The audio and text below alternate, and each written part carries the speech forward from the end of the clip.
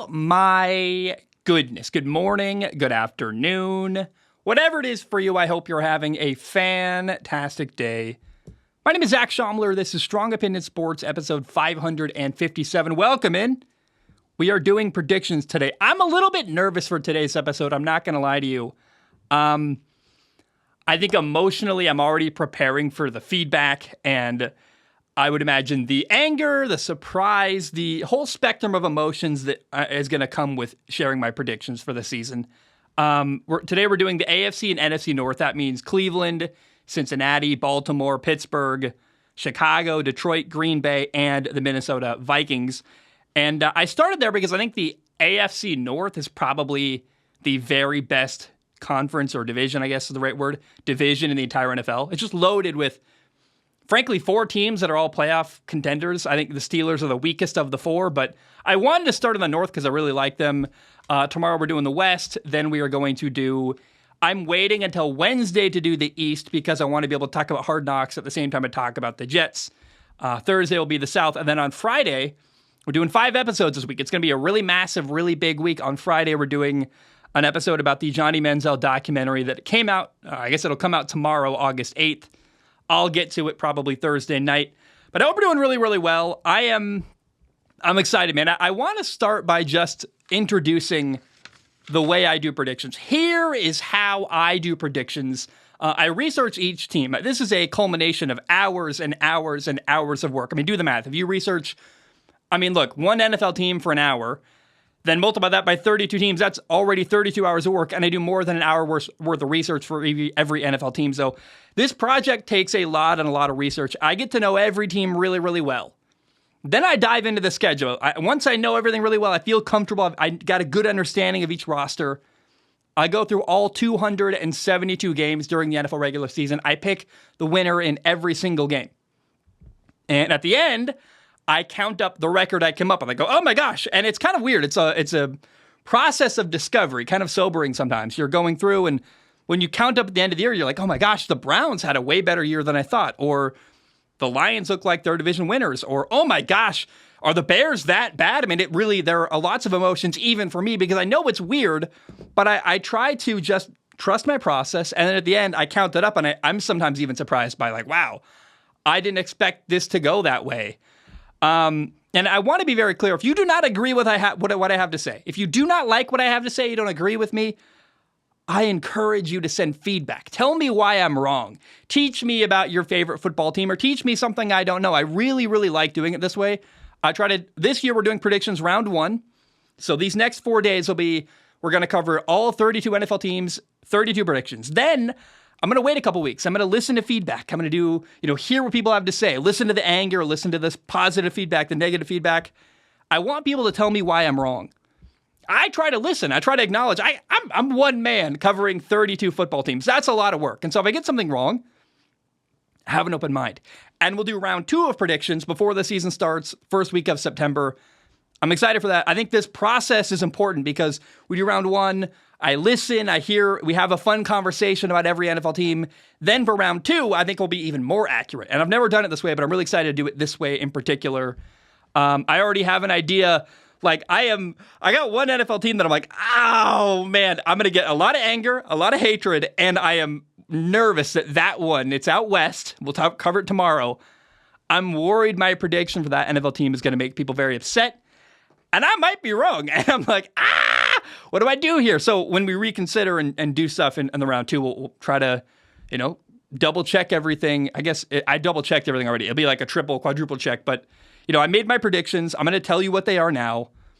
And then I'm going to ruminate on them for a couple weeks and start to feel like, am I really comfortable saying that about the San Francisco 49ers? Am I really comfortable saying that about the Steelers, about the Dallas Cowboys? So again, if you don't agree with what I have to say, I invite you to write into the show.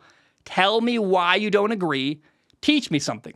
I have an open mind. I try to be very, very, I try to have humility to know that I don't get everything right, but it's a really fun process for me.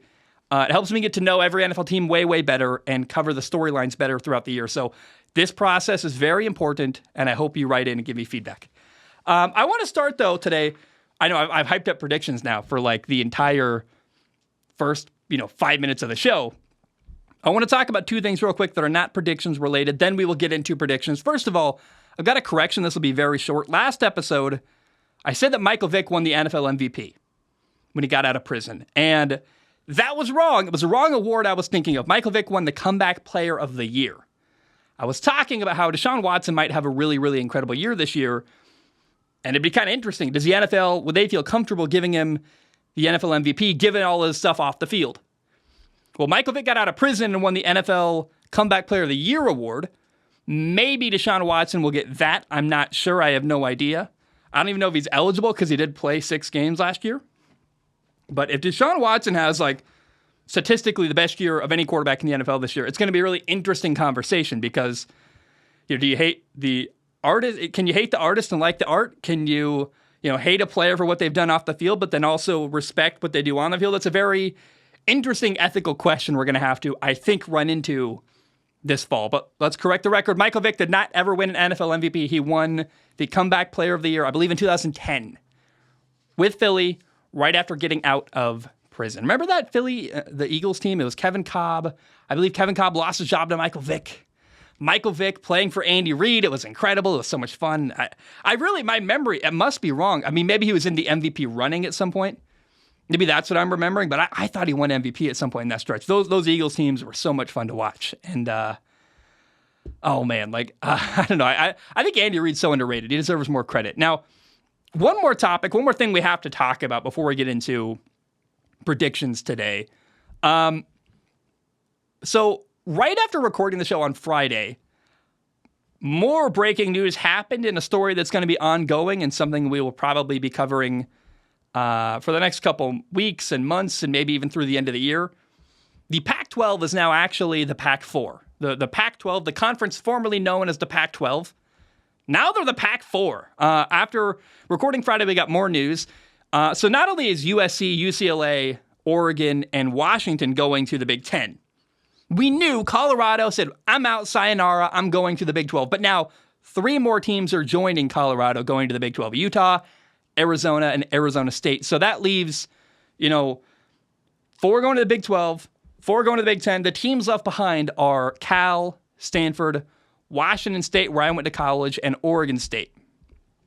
So the Pac-4, the great 4 teams in the Pacific 4. It's so sad. I don't know if sad is the right word. It is definitely awkward and uncomfortable. And I guess, for like Washington State or Oregon State, their only options are going to be join the Mountain West, or I just can't imagine that you can recover from losing 2/3 of your conference. And then next year, you're going to bring in enough teams to get back to 12 or even close to that. Basically, the Pac-4 would have to steal all the Pac-12 and then give them a better name for some reason. You know what I mean? Like, there's nothing left of the Pac-12. There's 4 teams left. And I think they're going to scramble to find a new destination for them to play in. Maybe that's, I think the Mountain West is probably the only answer for like Washington State and Oregon State. We'll see. I think Stanford could go independent. I don't know what Cal's going to do yet.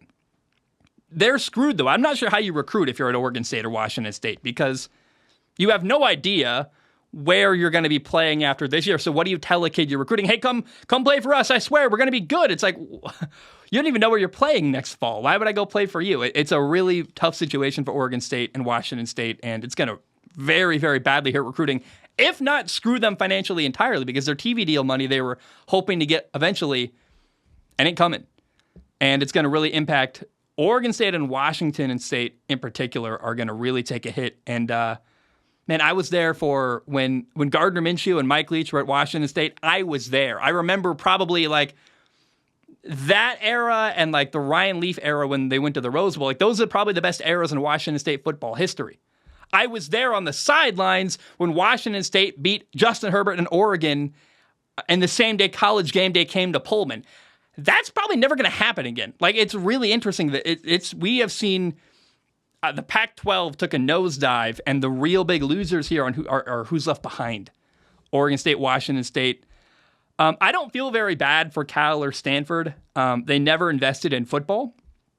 And, Cal and Stanford especially talks about how they're so proud of their Olympic sports up there in the Bay Area. And the Olympic sports, swimming, all the other stuff, they don't make any money really. And I think they should have invested in football because football makes a lot of money, built a winning program, and then use the money from football if you want to pay for your Olympic sports and finance them. But the reality is, if you want to make money in college in general, you have to have a college football program that brings in revenue and is winning and competitive. And I don't know, man. The Pac-12 dying is something that I think it's totally done. There's 4 teams left. It's not going to, I don't know what's being said out there. Who knows what breaking news happened while I've even been talking. But,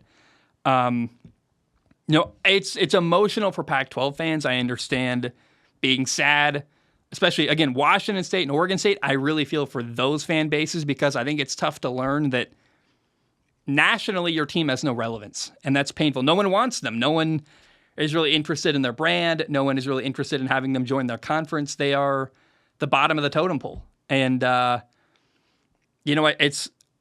went to Washington State. I was there when they were chanting, "We want Alabama." And I was like, you guys are insane. Like, anyone who thinks that a Pac-12 school has any prayer of competing with Alabama, especially not Washington State back then, they were in the air raid with Mike Leach. I was like, you guys are delusional. So I don't want to call Pac-12 fans delusional and hate on them because it's sad. I realize they're losing something that means so much and has so much tradition. And you could argue, Larry Scott, George Klavekoff, the former commissioners of the Pac-12, you could say, hey, 2 bad leaders in a row, the conference has dissolved. This may be a lesson how quickly something financial can really fall apart with bad decisions made. Although here's a counterpoint I would really want to make. I encourage everyone, first of all, if you're a Pac-12 fan, enjoy the last year of the Pac-12. This might be the best year in Pac-12 history, actually. There's like 8 really good quarterbacks. It's really interesting. It's going to be very competitive. The Pac-12 is going to go out like a firework. It's going to be amazing. It's going to be really loud and fun and dramatic and interesting and then never exist ever again. And that'll be it's a single-use Pac-12, right? You use it one time, it's amazing, and it's over. There are endless analogies I could make for things we use one time. They make a fun bang, and then they're done. But I'm not going to say any more. You can use your imagination. And so, again, I was talking about firework. What are you thinking of, guys? The audience, so here's the problem with the Pac-12, really, to me. You can blame Larry Scott. You can blame George Klavekoff. They didn't get a big enough deal for TV money, whatever. I understand that Larry Scott gets blamed because he signed a deal with ESPN to have later night games that was harder for people on the East Coast to watch. George Klavekoff wasn't able to make any kind of TV deal, so he gets a lot of the brunt of the blame here. But here's what I would argue, and I don't want to blame the fans, but that's probably how this is going to come across. But we have to be honest about this. The audience for the Pac-12 was really small. And, the top 25 rated college football games last year in 2022, only 2 of the top 25 games even had a Pac-12 school in them. It's the Rose Bowl, Penn State against Utah, ranked number 11 of the top 25 games, for most viewership with 10.19 million viewers. And then Notre Dame, USC, Week 13, ranked 22nd and got 6.68 million viewers. That's it. Oregon, Georgia, Week 1, was the number 26th ranked game in the, viewership-wise. That got 6.2 million viewers. That's the only other game. There's 2 and then like a half because Oregon, Georgia is number 26. But in the top 25 of most viewed college football games last year, the Pac-12 is barely on the list. No one's paying attention to the Pac-12. And, not even the Pac-12 title game didn't even end up in the top 25. I was shocked. I thought that in my head, it's always been the SEC and the Big Ten, then the Pac-12 and Big 12 right neck and neck. But the reality is the Big 12 had way more TV viewership than the Pac-12. Like almost double in the amount of millions of people that watched the Pac-12 or the Big 12 title game compared to the Pac-12 title game. And again, maybe it goes back to Larry Scott. The Pac-12 title game was on a Friday night. I don't know if that's a problem or not. But man, there just weren't a lot of people watching the Pac-12. The support wasn't very strong. And, it just shouldn't be some overwhelming, amazing shock they couldn't get a TV deal. The viewership was horrible. There weren't enough eyeballs to get a really big TV deal. You saw other college football programs getting more money from their TV deals, but other college football programs and other conferences had more eyeballs watching, had more people paying attention. I'm from the West Coast. I grew up there. I love football. But I have to acknowledge, guys, out west, People have other priorities that mean more to them than college football. I've been to the South. I've been to the Midwest. Guys, a Saturday in the Midwest, a Saturday in the South, almost everything stops. It's all about college football. Like the passion. It's not just something. The SEC always says it means more down here in the South. That's not just a saying they use for marketing. The Pac-12 doesn't care about football. Their fan base doesn't care about football the way the South does. It's just a different level of passion and joy and enjoyment, and it doesn't take away from the people that love the Pac-12. I'm sure they had a great time. I'm sure they liked it. But man, the support for the conference, the viewership levels wasn't there to justify the money they were asking for. And so it's always going to be weird to me. There's going to be revisionist history. Remember the good old days of the Pac-12? Oh, it's so sad what they did. No. People didn't watch it. Not enough people were watching Pac-12 games for them to keep going financially. And that's the reality. That's uncomfortable. People don't like that. It sounds like I'm blaming the fan base. What I'm saying is, hey, the South cares more. The Midwest cares more. I'm from the West Coast. There's a lot of other stuff happening.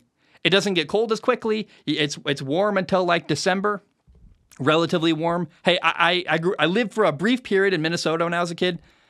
It's cold in like October. I remember people saying we're putting away our summer clothes and bringing out the winter clothes in like September. It's a different culture. Culturally, things shift to college football, and the West Coast doesn't do that. I want to say one more thing that really sticks in my craw. It really bothers me about the Pac-12. I hated the way the Pac-12 is run. People don't know. I used to work for the Pac-12. Briefly, I did a lot of contract work, camera work, stuff like that. And I've been to the Pac-12 networks. I've been to the Pac-12 headquarters in San Francisco. The Pac-12 have this bloated, ridiculous, pompous building in San Francisco that was like, why are you spending millions and millions of dollars for this weird headquarters and TV studio in the most expensive city in America? It made no sense to me. I'm like, why are you guys here? Why are we here? It makes no sense. I always thought the minute the Pac-12 got Utah, they should move their headquarters to Salt Lake City. Way cheaper out there. There's incredible internet. Like, hey, if I ever need a place to live with fast internet, I'm moving straight to Salt Lake City. Their internet is incredible.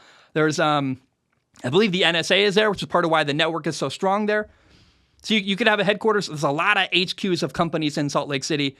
They should have moved to Salt Lake City. They should have moved to a place where it was cheaper to operate everything. You can give employees less, smaller salaries because it's a different market. You can pay way less for your rent on your building. It's ridiculous. The way the Pac-12 was run was so arrogant and pompous, and money was wasted left and right, and it bothered me to no end. I was there in the building. I shook hands. I was nice, but I was also honest, and I was critical. I'm like, why? This makes no sense to me. This is insane. And it doesn't matter long term, but I'm not shocked that given the way money was being spent to the Pac-12 and the way viewership was waning and going down and down, especially compared to other conferences, it's not a surprise at all the Pac-12 didn't last. That's the end of my rant. I don't have any more to say, but it is sad. I went to Washington State. I saw some really great. The first game I ever went to as a human alive, I went to watch Oregon State beat USC. Pete Carroll's USC football team lost to Oregon State like on a 2-point conversion, end of the game. I was there as a child. I watched the Pac-12 my whole life growing up. And it's sad to see it go, but as I've grown up and matured as a football fan and looked around the national audience and looked around at the world, I've gone, it is really fun? The SEC. I love SEC football. I'm a huge SEC football fan. It's competitive. It's interesting. There's so much passion. And I watch way more. I grew up on the Pac-12, but I watch way more Big Ten and SEC football than the Pac-12, partially because it's not as good. It's not as entertaining. The players aren't there. The recruiting isn't as good. Everything about it. And I don't know. It's sad to see the Pac-12 go. I can't imagine the Pac-4 isn't going to become anything. And it's really, I think, going to be a lot of people scrambling. I was talking to my dad about this. Cal and Stanford, I think, are going to try to position themselves to be in a position where the next time TV contracts are up, they can join a different conference. Because Stanford is still a world-renowned university when it comes to academics. That might help them get somewhere. Maybe they can pair with Notre Dame is a thought I've had thrown around, or a conversation I've seen thrown around, which is maybe the Notre Dame can join with Stanford in some way for a while. and become a package deal that goes to like the Big Ten eventually or the SEC or something like that. But I'm sad to see the Pac-12 go, but I don't like the delusion or remember the good old days when it's like, no. I was there. I remember all of it. And there was a lot of bad decisions made and a lot of lack of support from the fan base. And that's true. I mean, look at viewership of the SEC compared to the Pac-12. Of course, they weren't ever going to get the money of the SEC or the Big Ten. It never financially made sense to me. And, long live the Pac-12. May they rest in peace. Long live. I guess they're dying, so rest in peace, Pac-12. All right. Are you ready for predictions? I'm really ready to do predictions. I have been working on this for days and days. I took a Thursday and a Friday off. I missed Thursday's episode last week working on this. I really worked really hard on this. I'm very proud of this. I got to know every NFL team really, really well. I did so much research, and I hope you like what I've come up with. And if you don't, let me know why. Let's start with this. The Cleveland Browns, in my opinion, are a team that is really exciting, really going to be fun to watch. But all of the pressure is on their quarterback, Deshaun Watson. He got a $230 million contract, and he's got to play at a high level. The big question hanging in the air is, what's Deshaun Watson going to look like? Because if he plays at a high level and the Browns are really good, it's going to completely shake up the entire AFC. It's going to look like a totally different landscape. If the Browns are really good and a dominant force like I think they can be, it changes everything. Now, I got to say this. I'm not a fan of Deshaun Watson. The legal battles, being accused of a ton of sexual misconduct. And you got to separate the artist from the art, I guess. I'm not really sure what to do with this, but I acknowledge it. We'll talk about it. But the reality is, he didn't play at all in 2021, was dealing with the off-the-field stuff. He was suspended for most of last year. Deshaun Watson only played in 6 games last year, was not able to be part of the team for the first 11 games of the year, so he was way behind when he got there and was kind of playing catch-up. But the reality we have to acknowledge is this. Last time we saw Deshaun Watson play a full football season, he was incredible. He was amazing. Deshaun Watson, at his best, is an incredible all-pro level quarterback, and the Browns are absolutely loaded with a ton of talent. They made a lot of moves this offseason. They added defensive tackle Dalvin Tomlinson. They added safety Juan Thornhill. They added 2 pass rushers, including trading for Zadarius Smith, a guy who had a good year last year. They are incredibly deep at defensive end. You pair the new guys they got with a terrifying force of nature, defensive end Myles Garrett. I mean, it's maybe the best pass rush in the NFL. I would argue it's probably more likely to be San Francisco or Dallas, but hey, Cleveland belongs in that conversation when it comes to who's got the best pass rush in the NFL. They brought in a receiver, Elijah Mitchell from the Jets, who didn't get along well with the coaches there, probably wasn't a good cultural fit. Now he's in Cleveland, probably much happier. And the Browns got a new defensive coordinator. They brought in Jim Schwartz, who was with Philly when they won a Super Bowl in 2017. To me, this is a team with a lot of reasons to win in Cleveland. Now, the head coach, Kevin Stefanski, has a lot to prove. He won a playoff game in his first year in Cleveland. That was amazing. I was there for the ride. I had so much fun. However, since the playoff victory, Kevin Stefanski's had 2 losing years in a row. And now I'm tired of the excuses. You got a new quarterback. You've got a good running back, Nick Chubb. You've got a great offensive line, probably the best offensive line in football. That's what's crazy about this Browns team, by the way. On both sides of the football, offense and defense, they are dominant on the line. They're dominant up front. You've got Amari Cooper at receiver, also Elijah Mitchell, Donovan Peoples-Jones, David Njoku at tight end. Got a great defense with great players at every level, secondary, linebacker, and pass rush. And similar to Denver, for years I've been saying about the Denver Broncos that they are loaded with talent, and I think if they can turn the talent into something good, they could win a lot of games. I'm getting kind of burned out on that. I've been saying this for years about Cleveland and about Denver, and I'm ready for time to put up or shut up. The pressure's on Kevin Stefanski. They have to win. Another player they got back, it's not an addition, but they got Anthony Walker, their linebacker, back from injury. He played only 3 games last year, got hurt. I think Cleveland's got a really good secondary. Again, the pass rush is incredible. Across the board, the Browns are an amazing football team. It's up to their coaching staff to put them in a position to succeed. I like Jim Schwartz. Pressure's on Kevin Stefanski. But it might be uncomfortable to say this. People may not like to hear this. I think it's something that the Browns have not been a team, when I look around the world, are not getting a lot of praise as maybe one of the better teams in football. And I think because of Deshaun Watson, people go, I don't want to say anything good about the Browns. But man, I think they could win a lot. And, they're a great team that because they only won 7 games last year, the Browns have a fairly light schedule. They're going to play Arizona, Indy, Houston, the Rams, Chicago. Literally 5 of the 6 bad teams I pointed out during episode 555. The Browns' schedule is loaded with bad teams other than their division, of course. And when you look at this roster, on paper, it's hard to see a weakness. If there is a problem with this Browns football team, you could argue it's that they don't have a lot of depth at running back, maybe. But then I would counter with saying, well, Cleveland has arguably the best offensive line in football. So even if Nick Chubb, the running back, gets hurt, the great offensive line is still going to create good running lanes for whatever running back is there, whether that's their backup Jerome Ford or literally anybody they sign off the street, because there's a lot of veteran good running backs available. Now, I went through my process. I went through and I did all the research. I got to know the Browns. I did my process of making all my picks, and I go through every game, 272 games. The result was this. I have the Cleveland Browns going 13-4 and winning the AFC North. 13-4.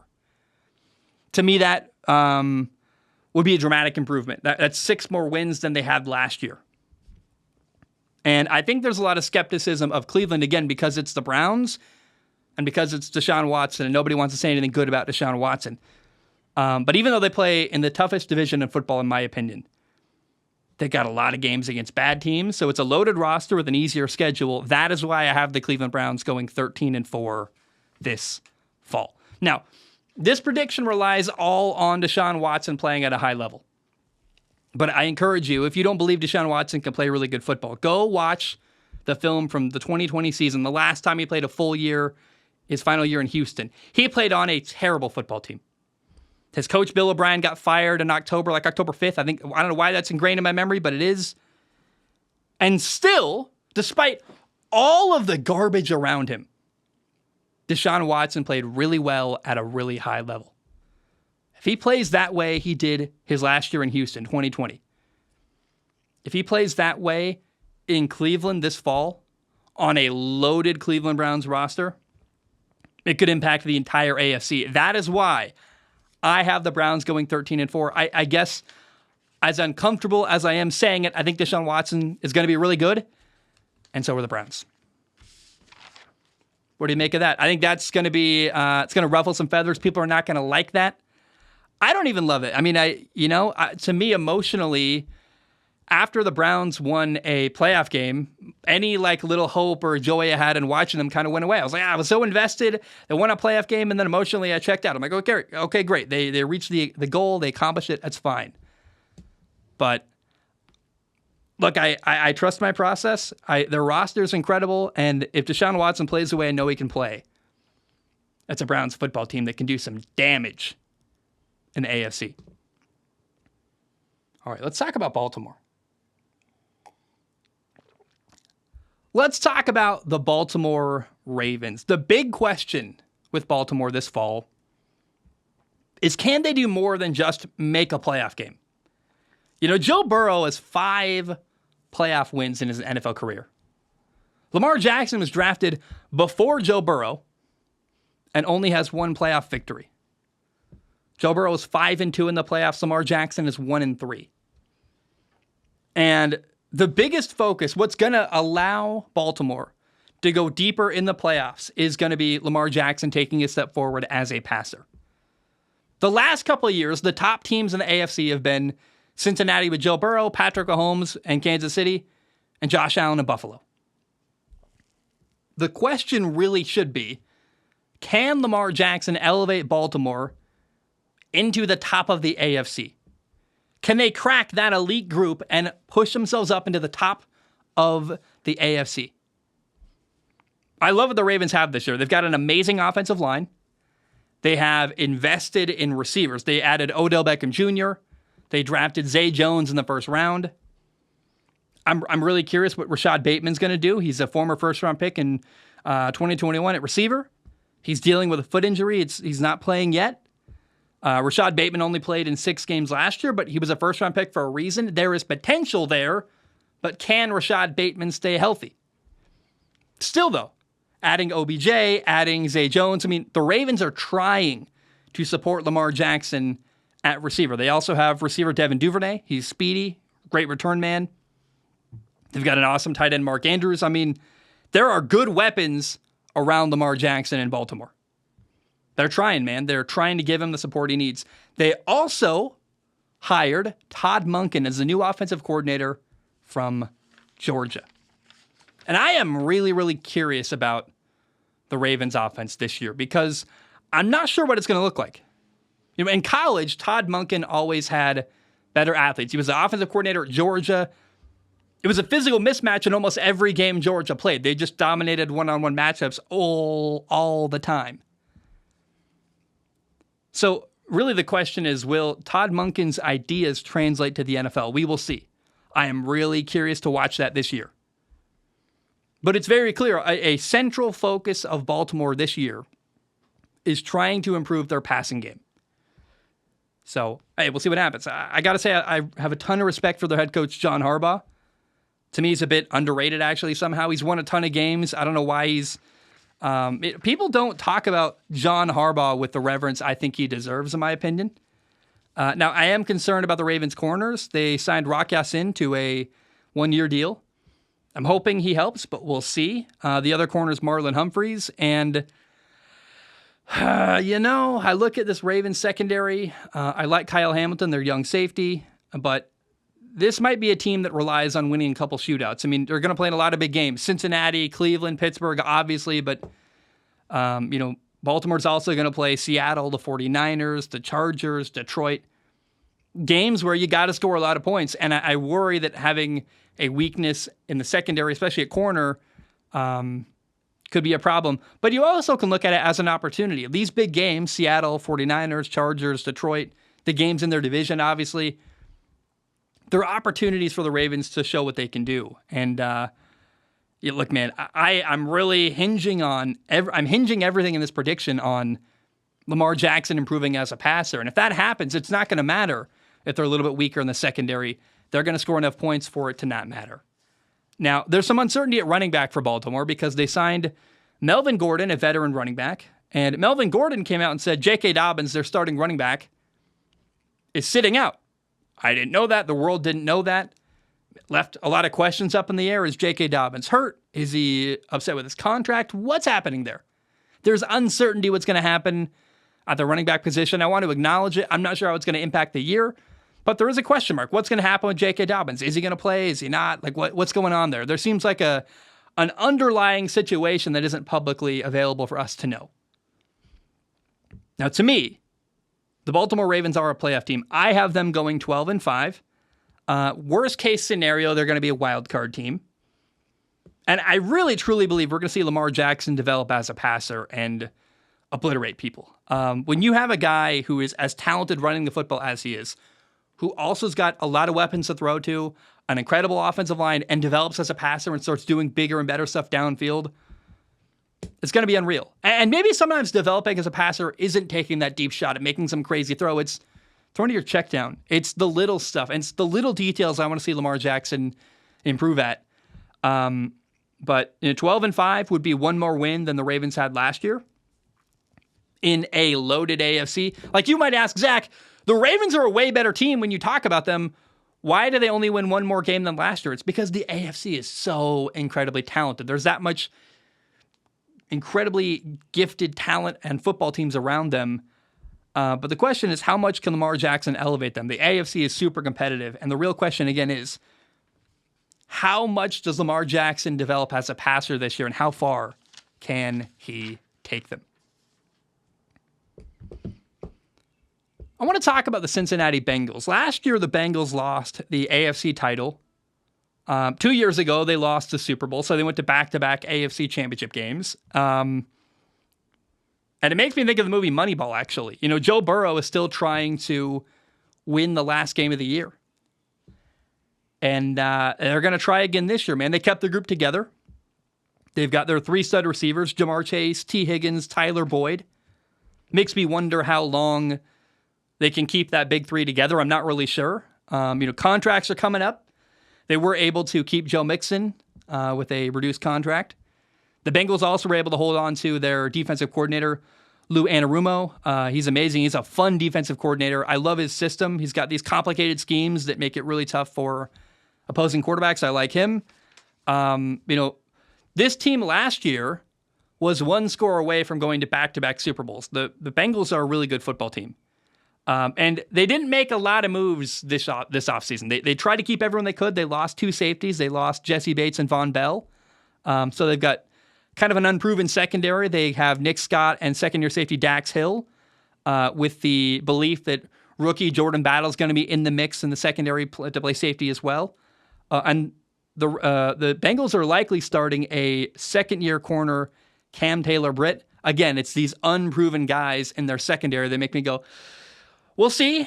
But again, it's hard. When you got this team that's going to back-to-back AFC title games and in the playoffs every year, it's hard to keep your group together. For the most part, the Bengals kept their group of guys together. They even made one really big addition. They lost 2 safeties. They got some uncertainty there, but they added a star left tackle, Orlando Brown. And to me, it's not the end forever of their problems on the offensive line, but adding Orlando Brown, it made their offensive line better, and it's like having a centerpiece. It's just they can build everything around him. And they're going to need, as the years go on, other players. But I think we're going to see Orlando Brown become just a mainstay on their offensive line for years to come, protecting Joe Burrow. And that makes me really, really happy to see. Now, the biggest weakness, though, I said they didn't make a lot of changes. The Bengals didn't. The Bengals are relatively similar to what they were last year. They're almost the same team with an addition at left tackle and a couple new safeties. The weakness in Cincinnati is their pass rush. They were 29th in sacks last year, and it's still basically the same defensive line group. I'm not sure how the Bengals are going to get pressure on opposing quarterbacks. It's going to take, we talked about Lou Anarumo's, why am I struggling with that last name? Whatever, it doesn't matter. They're struggling, I'm struggling with that. I think they're going to have to design a lot of creative blitzes and, what's the word?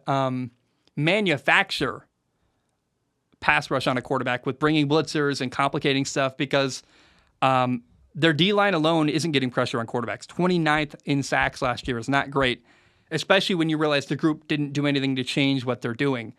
So I've got concerns on defense, man. I'm worried about their secondary. They got a lot of guys that are unproven. And they can't get pressure on opposing quarterbacks, which isn't great. When you're playing Lamar Jackson and he's got a bunch of weapons to throw to, he's not under duress, and the guys guarding their receivers aren't as talented, that's a problem. And so I worry that the Bengals could take a step back this year. It's not because they're a worse football team than they were last year. The Bengals are basically the same team they were last year. However, the AFC around them got way, way better. The Jets have Aaron Rodgers. The Browns are going to have Deshaun Watson. Lamar Jackson got a lot of help in Baltimore.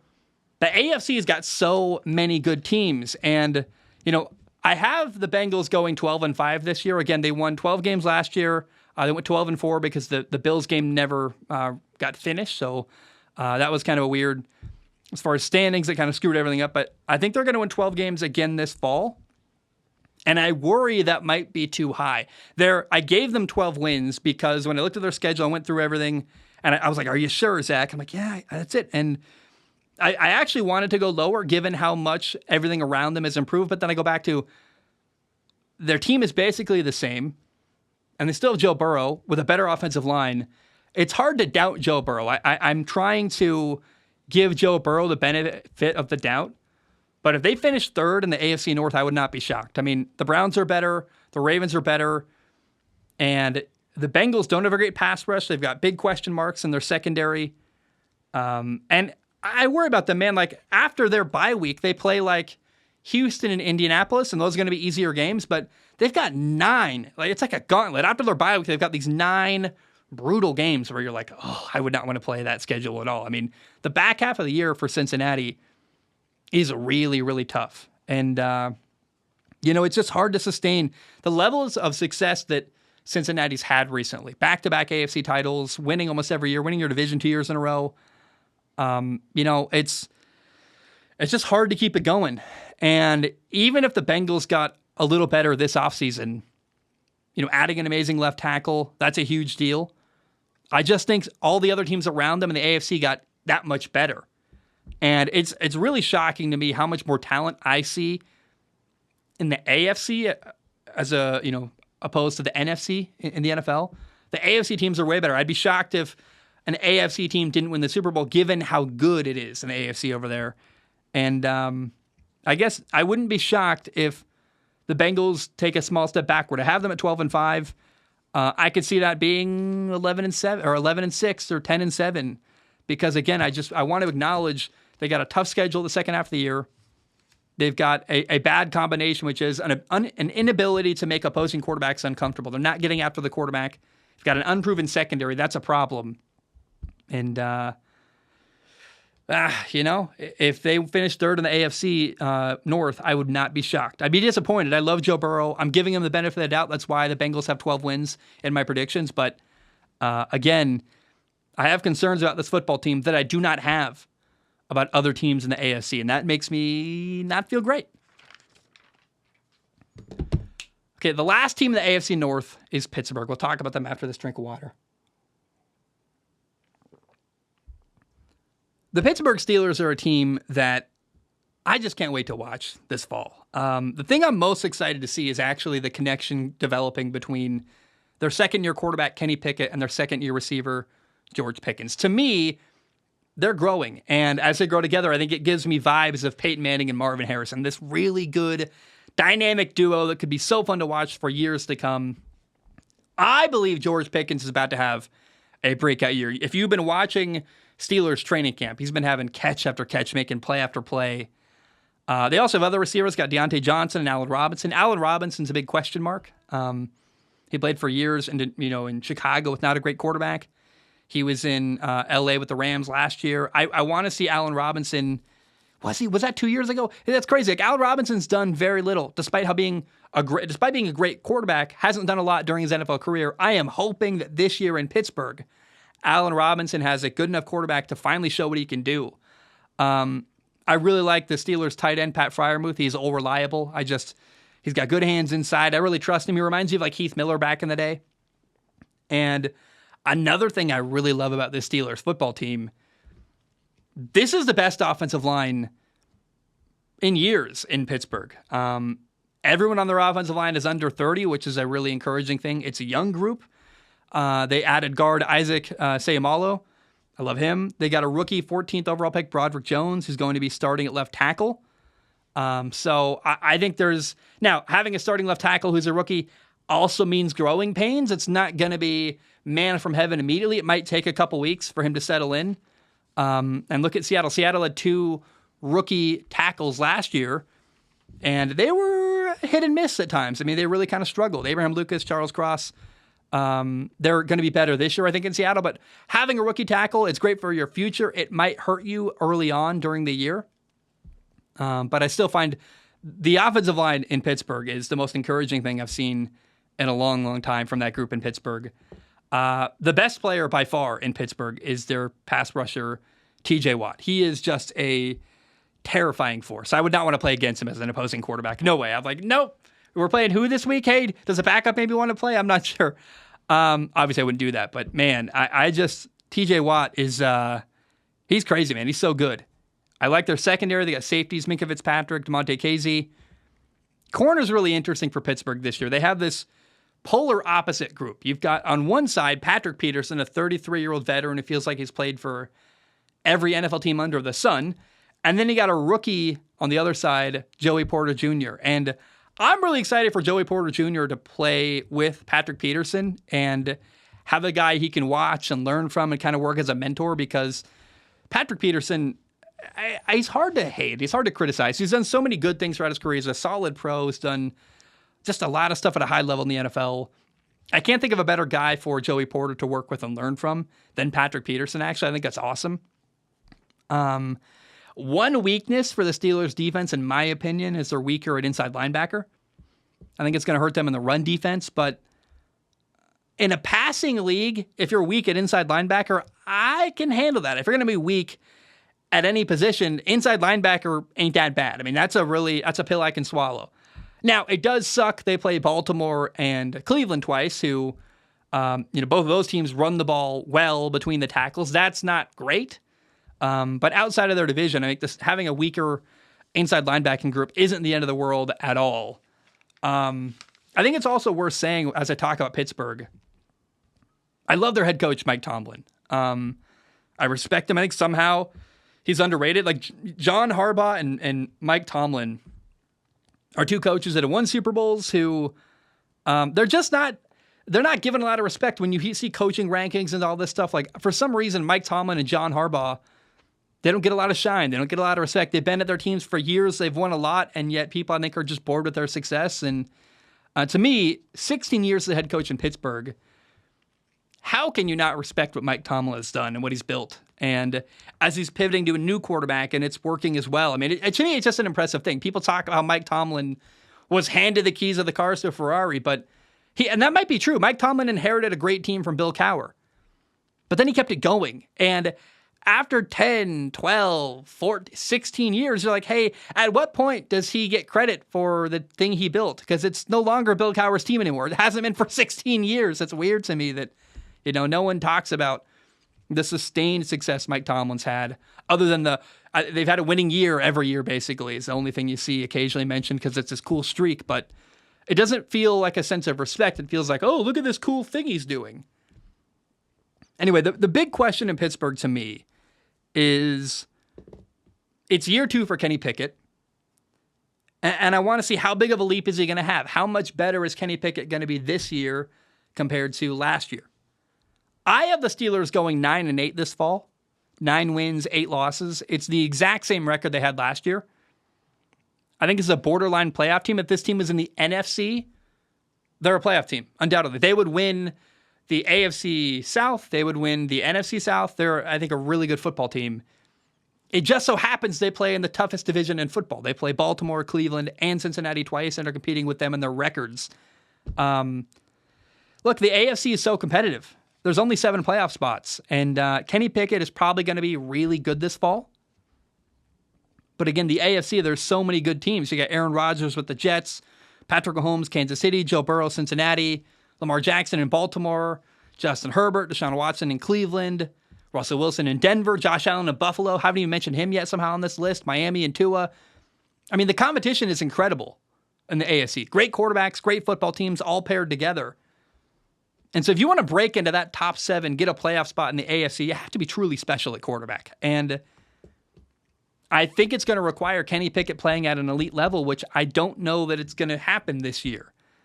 I think Kenny Pickett might still be a year away from becoming the elite quarterback I think he's capable of being. But you got to play like Peyton Manning. You got to get up there and play like Joe Burrow. I mean, the amount of success Kenny Pickett can have without making a playoff appearance this year is staggering. I mean, I think Pittsburgh's a victim of circumstance. They're a great football team that is in this loaded conference in the loaded division who's going to get outshined and overlooked. And as a result of that, again, I've got Pittsburgh going 9-8, a respectable year. Not any more wins than last year, but not a drop off either. And hopefully it's a cleaner 9-8, an easier path to that. And it's a year of growing and a year that if you can build off this year going into next year, maybe Kenny Pickett does play at an elite level and play like one of the top 5, 6, 8 quarterbacks in the NFL. And if he does that, Pittsburgh's going to be in a great spot. But I think it's an unrealistic expectation to see Kenny Pickett leading the Pittsburgh Steelers to a playoff game this year when you just got to look around the AFC. You're like, is he better than Aaron Rodgers? Is he going to be better than Lamar Jackson, Patrick Mahomes, Joe Burrow, Justin Herbert, Deshaun Watson? Like, I think you have to have realistic expectations for how far Kenny Pickett can take this team in only his second year. And so I think the year is going to end, and It's just a team that's still in transition. And to me, I have the Steelers going 9-8 this year, and I think this year is about building for your future and developing your young quarterback. But I think at the end of the year, Week 18 comes, the Steelers aren't in the playoffs. If they're 9-8 and this really comes to pass, then I think Steelers fans are going to look in the mirror and say, it was a good year. We didn't get where we wanted to, but we feel good about our future. And that's what's most important, is that Kenny Pickett continues to play well, to prove why he's a franchise quarterback, and offer the fan base in Pittsburgh hope for their future. Because this is a team that they're not going to be competing for a Super Bowl. They're just not there yet. And you have to acknowledge they're still a team in transition and let them do that. So I'm begging Steelers fans, be patient with your team. Be patient with your young quarterback. And remember that they're playing in the toughest division in football. And that's a really tough situation for a team that I think normally would be a borderline playoff team, but this year is going to get massively outshined by everyone else in the AFC. Wow. That's the AFC North. Oh my gosh. We got 4 more teams left to talk about real quick. I say real quick like it won't take 30 minutes. All right, I am sweaty. It is hot. It's humid. It's August in Honolulu. We are pushing on. We got 4 teams left I want to talk about. I want to talk about the Detroit Lions. So, for the first time in my lifetime, I am allowing myself to believe in the Detroit Lions. It's a new feeling for me. It doesn't feel natural. It feels very weird. I'm hesitant. But I think the Lions are going to be really good this year. And, they sold out season tickets for the first time in the history of their stadium, Ford Field. So clearly, I'm not alone. Their fan base also really believes in Detroit. And it feels like everyone, other than, Packers fans, Bears fans, Vikings fans, seems like everyone other than their division rivals wants to see Detroit do well. They're like the little engine that could. I just want to see Detroit do something cool this year. And, man, they've got potential for that. The Lions have one of the best offensive lines in football, this really incredible group of guys. They've got a talented rookie running back, Jahmyr Gibbs, who Jahmyr Gibbs can line up all over the field. You can put him at running back. You can line him up out wide at receiver. They've also got a really good number 2 running back, David Montgomery. He's awesome. That 1-2 punch is going to be fun to see this year. They've got a solid wide receiver room for quarterback Jared Goff. They've got Amon-Ra St. Brown, who's their best receiver. And Amon-Ra St. Brown reminds me a lot of Cooper Kupp, who used to be a teammate with Jared Goff, a guy who he's naturally more of a slot receiver playing inside, but he can line up out wide, and he's a great blocker. He's very physical. The Lions also have Josh Reynolds, Khalif Raymond, and Denzel Mims. Denzel Mims is a 6'3" receiver coming out of, he got traded over from the Jets, and I'm really curious to see what he can do. Denzel Mims never reached his potential in New York. I don't think culturally he was a great fit there, but I'm hoping that the Lions can get the most out of him. They've got an exciting second-year receiver, 2022 first-round pick, Jamison Williams, who is unfortunately suspended for the first 6 games of the year, but ultimately could end up being a really big player for them who could have a lot of big plays and make a huge impact. They drafted a tight end, Sam Laporta, out of Iowa. And, he's going to be their starting tight end. I'm excited for him. I think what you have to remember when you look at the Lions, if you're not sure about their tight end situation, their head coach, Dan Campbell, played tight end in the NFL. He was once the tight ends coach under Sean Payton in New Orleans. I think he knows tight ends really well. So if he says Sam Laporta is good, I go, all right, Dan, I trust you. Let's see what he can do. And honestly, this offense really reminds me a lot of the 2018 Rams team that Jared Goff took to a Super Bowl. They were second in scoring that year in 2018. The Rams were second only to the Kansas City Chiefs. You got to remember, Jared Goff playing at a high level is really, really good and productive and can score a lot of points. That 2018 team, if you forgot what they can do, go back in time, look at their victories, look at what happened, look at how many points they scored.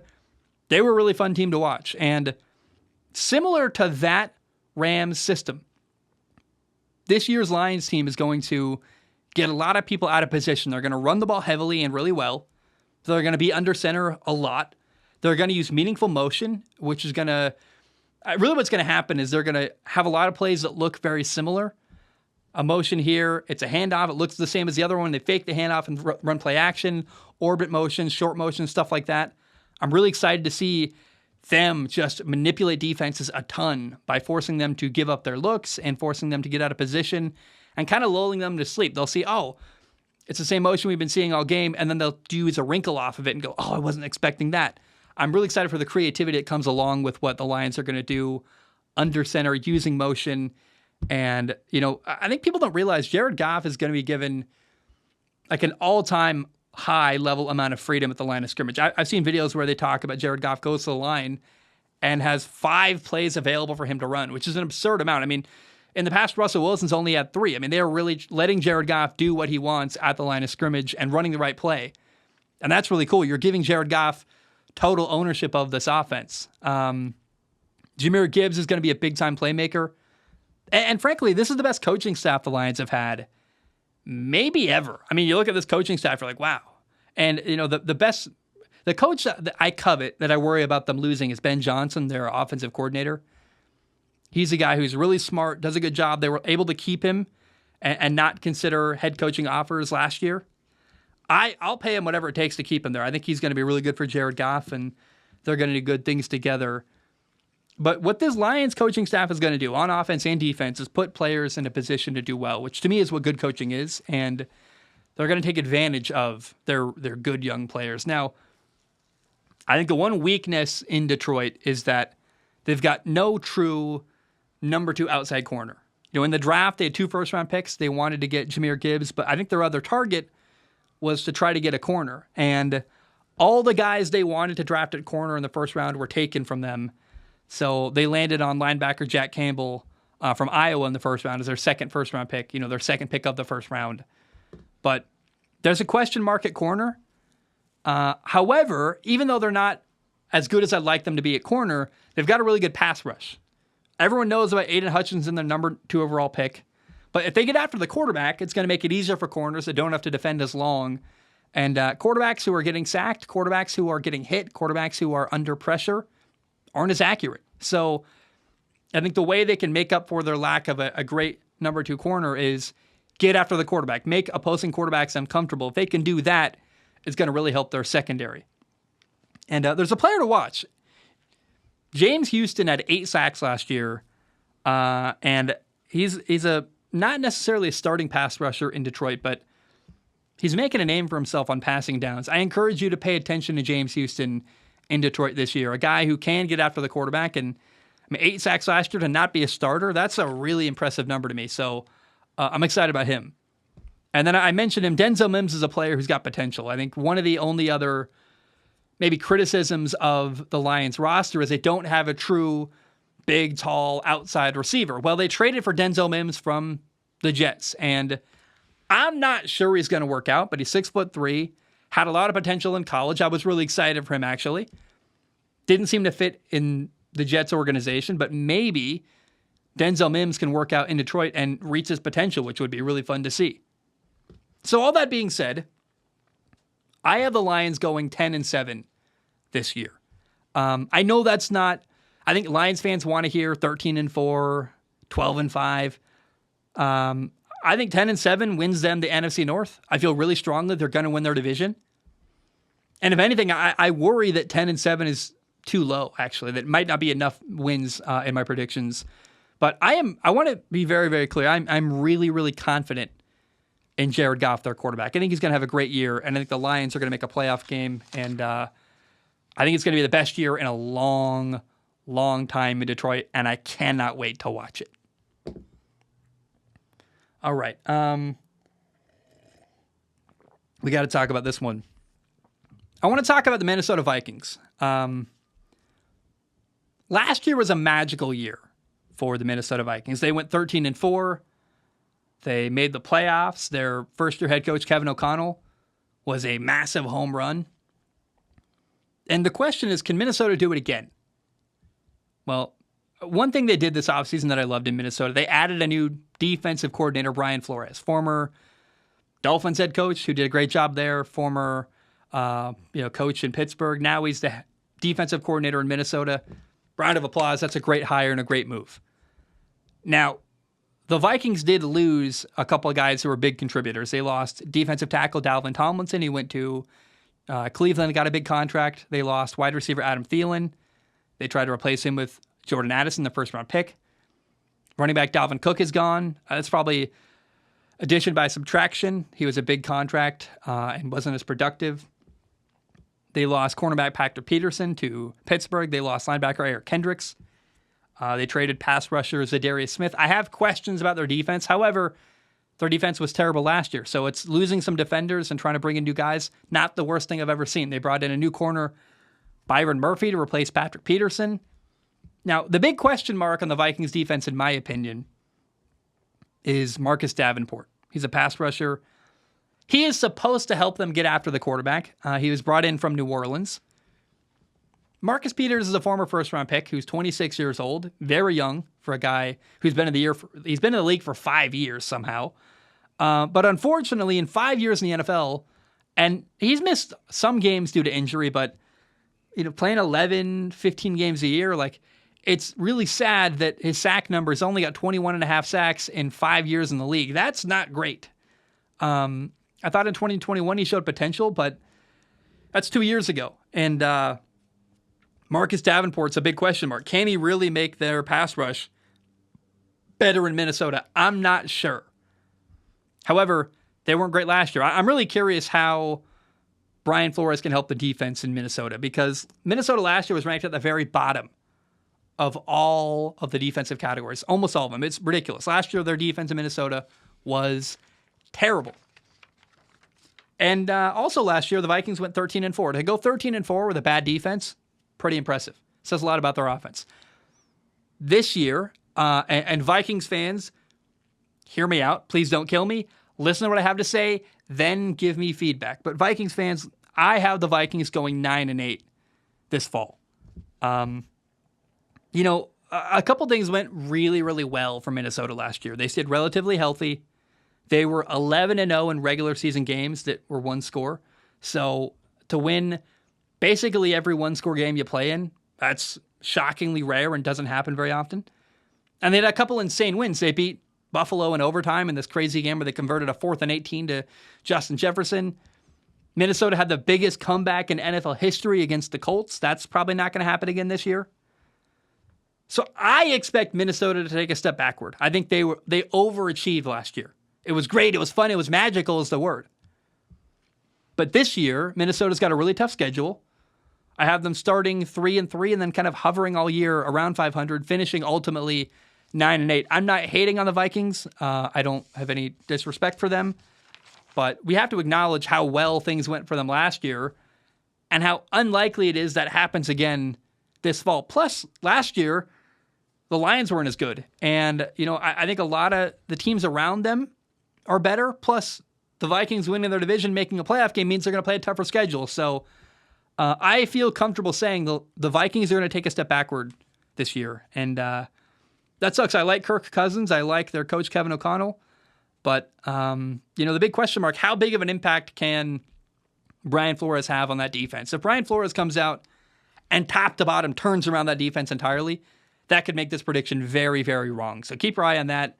And one player to watch, is worth noting this, in Minnesota, they've got a second-year safety, Louis Cine, who he was a first-round pick in 2022.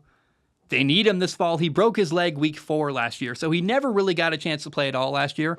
Keep your eye on their second-year safety, in Minnesota.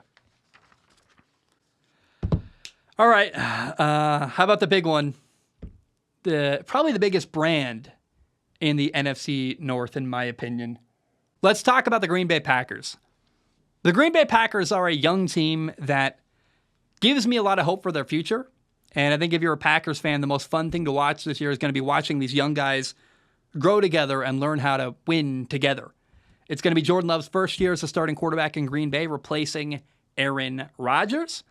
He's really talented. I loved him coming out of college. He's got a huge arm, can make every throw. I really believe in Jordan Love. And the guys he's throwing to are also really young, either a rookie or in their second year. Their top couple guys, they got 2 second-year receivers. Christian Watson, former second-round pick out of North Dakota State. He's their most talented guy. He's got a lot of potential. Can't wait to see what he becomes. You got Romeo Dobbs. Then you also have a rookie receiver, Jaden Reed, out of Michigan State. He's a second-round pick from this year's draft with a lot of potential that I think could be fun to watch. They've got 2 rookie tight ends. They got Luke Musgrave, second-round pick out of Oregon State.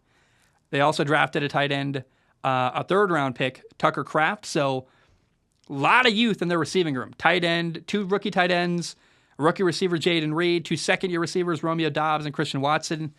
It's a young group catching passes from Jordan Love.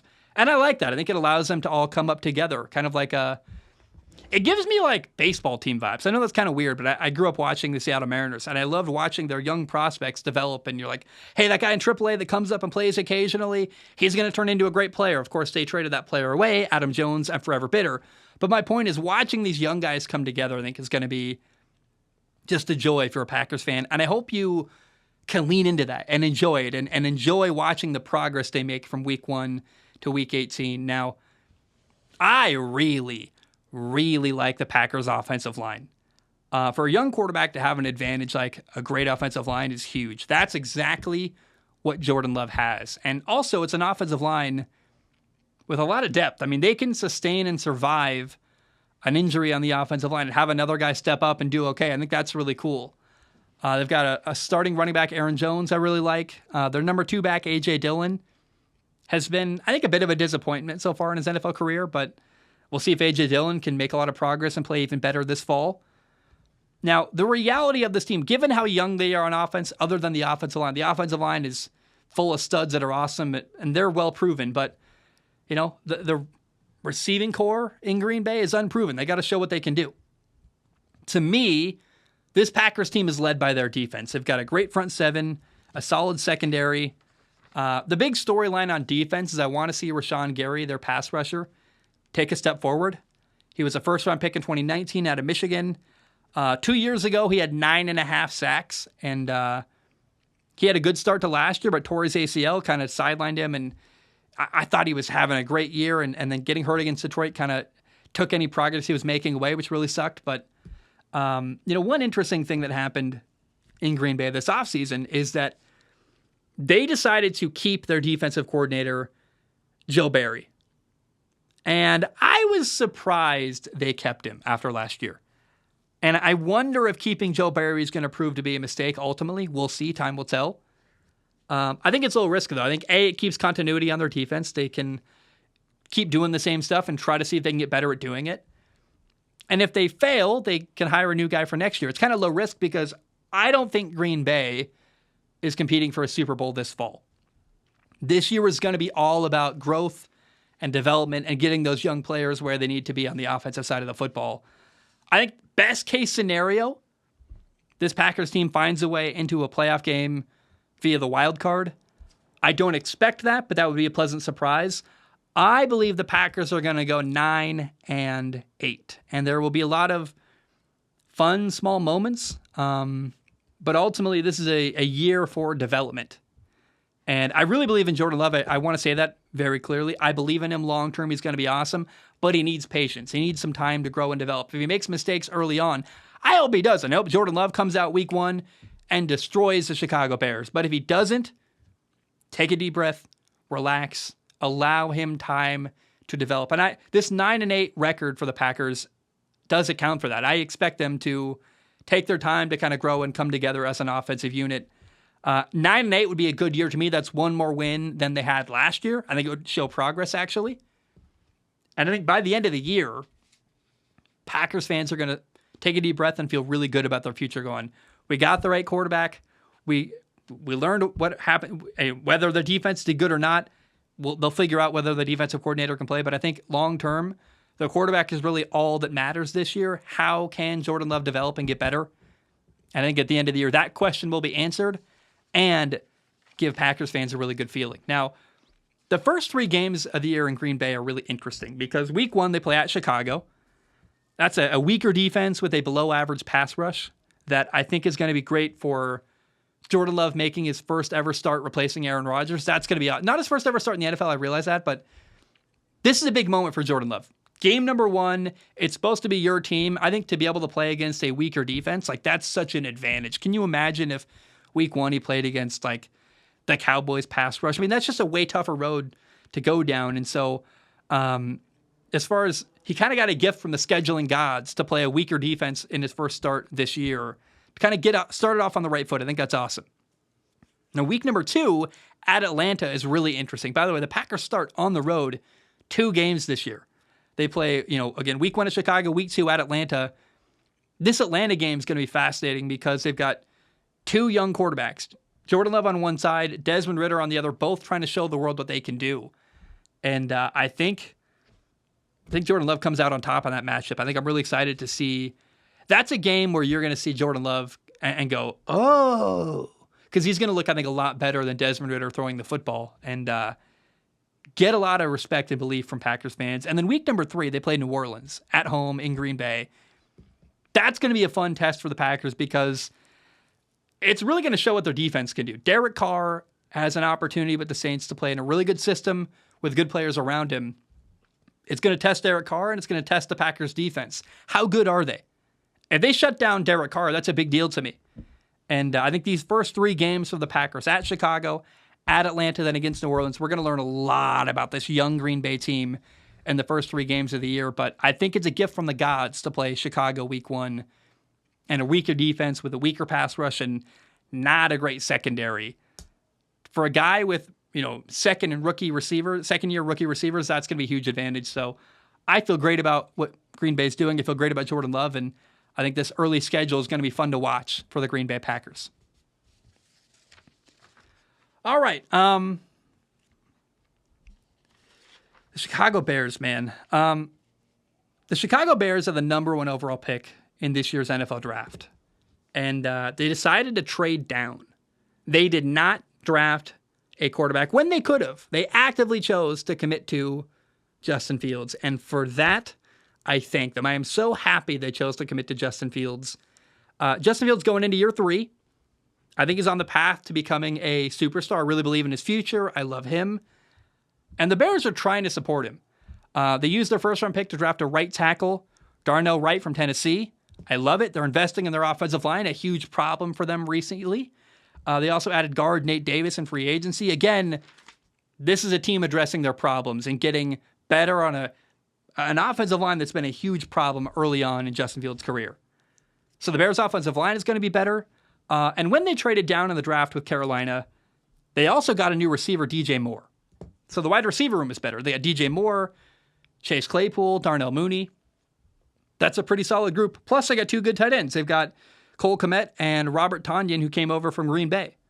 So I really like what is going on for Justin Fields to throw the football to. A better offensive line, DJ Moore, Chase Claypool, Cole Kmet, Robert Tonyan had a lot of big catches from Aaron Rodgers over the years, Darnell Mooney. I really like what's going on in Chicago.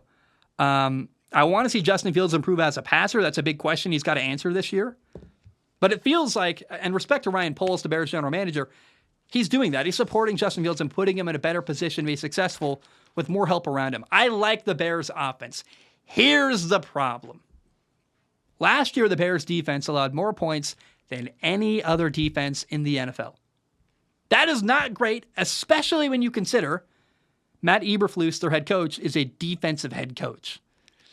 It's always embarrassing when you have a defensive head coach and a bad defense. Like, what are we doing?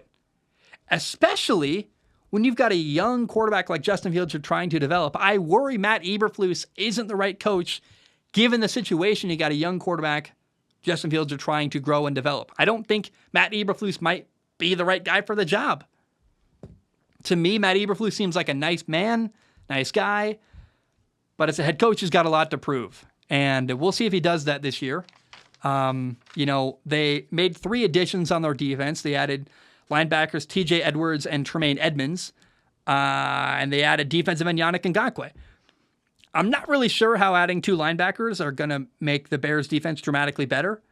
I'm skeptical. I think they overpaid Tremaine Edmonds. I think that's a problem, but we'll see. Hey, the football guys, maybe they know more than I do. I mean, who am I to doubt Matt Eberflus's football mind? But I am not convinced that these 2 linebackers are going to solve all their problems. And then adding Yannick Ngakoue, it's a move that happened later during training camp. And, it was badly needed. Yannick Ngakoue is hopefully going to, I don't think he's going to solve the problem, but you get points for effort, and I think it's going to make them better. The Bears' pass rush is really, really weak. They struggled to make quarterbacks uncomfortable. They struggled to get pressure on quarterbacks at all last year. Again, Yannick Ngakoue isn't going to solve everything, but he's a step in the right direction that's going to make them a little bit better immediately this year.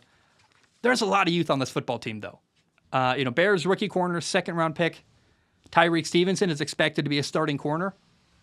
And when you've got a young secondary with a weak pass rush, that is a very, very concerning duo because making your quarterback uncomfortable makes him less accurate and having a harder time throwing the football downfield, and that helps your corners. So your corners and your pass rushers work really closely together. I think they're weak at both, which means I think it's very possible. I worry quarterbacks are going to eat the Bears alive. It's not going to be fun to watch their defense, I don't think, this year. Now, I am really hopeful because they drafted 2 defensive tackles in the second round and the third round, Devin Dexter and Zach Pickens, both out of the SEC. I would love to see those guys, Pickens and Dexter, by the end of the year emerge as contributors on the defensive line. That's something that makes me feel good and have hope for the future. But ultimately, I have the Bears going 6-11. And, that's 3 more wins than last year, but still falling short of where I think they need to be long term. And I'm not sure that winning 6 games this fall would be enough for Matt Eberflus, the head coach, to keep his job going into next year. I worry this defense is still not going to be very good. And that reflects very poorly when you have a defensive head coach. And to me, my concern is that the offense, which could be successful and score a lot of points this year, isn't going to be able to keep up with opposing teams. Last year, man, you're losing games by a lot of points. You just can't keep up. When your defense is getting torched, it's difficult. And I worry the offense won't be able to keep up with opposing teams they're playing. So I do believe in Justin Fields. I think by the end of the year, I don't think there will be any more doubts about him. But I have the Bears going 6-11 because the team around Justin Fields still needs work. And I'm not sold on the coach, Matt Eberflus. I hope I'm wrong. I'd love to be. But I think it's an interesting position to believe in the quarterback, Justin Fields, think they're going to get better to win 3 more games than last year, and then still be well short. I mean, that shows they earned the number 1 overall pick last year because they weren't a good football team. They still got a lot of room to grow and a lot of room to go to get better. So the Bears are not the worst team in the NFL. I encourage you, if you're a Bears fan, there's going to be a lot of good moments. Like Justin Fields is going to do crazy stuff where you're like, did you see that throw? Did you see that run? Like there's going to be highlight fun moments in Chicago. I think they're an exciting team, but not a good team. So I hope you can enjoy the good and let go of the bad and try to enjoy what's going to be a kind of messy year in Chicago. Messy, but still fun to watch. And again, I have the Bears going 6-11 this fall. All right, guys. Those are my predictions for the AFC and NFC North. Again, I've got the Browns going 13-4, the Ravens going 12-5, the Bengals going 12-5, the Steelers going 9-8, the Lions going 10-7, the Vikings and Packers both going 9-8, and the Bears going 6-11. Give me feedback. If you think I'm wrong, tell me why. What am I getting wrong? What do you not agree with me on? Maybe you just don't like my evaluation. Maybe there's something I'm not missing, but something you just think I'm totally wrong on the way I'm evaluating your football team. Write in and tell me. It's very possible I am overvaluing the AFC North. I mean, look, I have 3 teams that are 12 wins or more in the AFC North. That's a lot. That's a pretty strong group. And I think they're better than the AFC East, which is also a controversial thing to say. So write in, tell me what you think. Maybe I'm crazy. Maybe the Browns are not as good as I believe, but I would love to hear feedback from you guys. Guys, my name is Zach Schomler. That was a monster of an episode, like a lot of preparation, a lot of work, a lot of nerves playing into all this, but hope you enjoyed the show. Hope you have a great day. And bam, we are done.